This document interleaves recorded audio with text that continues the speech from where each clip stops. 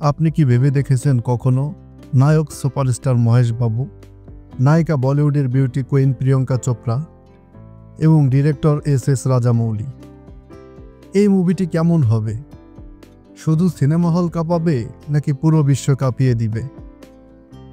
আপনারা অবশ্যই বলবেন এটা বিশ্ব কাঁপিয়ে দিবে, কিন্তু এই মুভিটা কি আসলে সম্ভব? হ্যাঁ, এটাও সম্ভব। এমনই হতে চলেছে।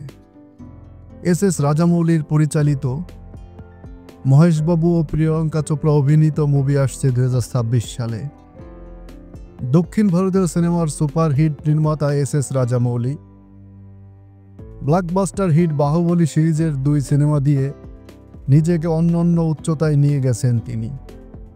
এরপর তিনি নিজের কাজের কারিশমা দেখিয়েছেন RRR সিনেমায়।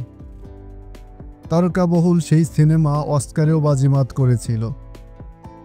এবার রাজামৌলি আসছেন নতুন সিনেমা নিয়ে।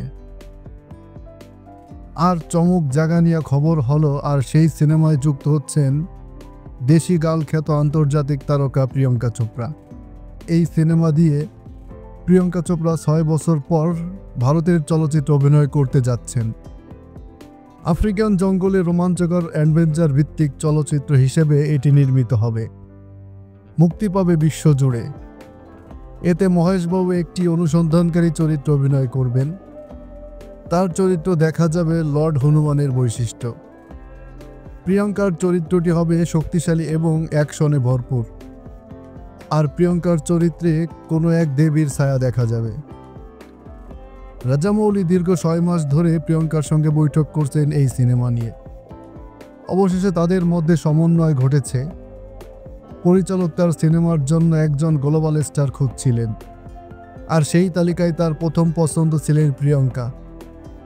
অভিনেত্রীকে নিজের কাজের সঙ্গে যুক্ত করতে পেরে বেশ স্বস্তিতে আছেন এস রাজামৌলি।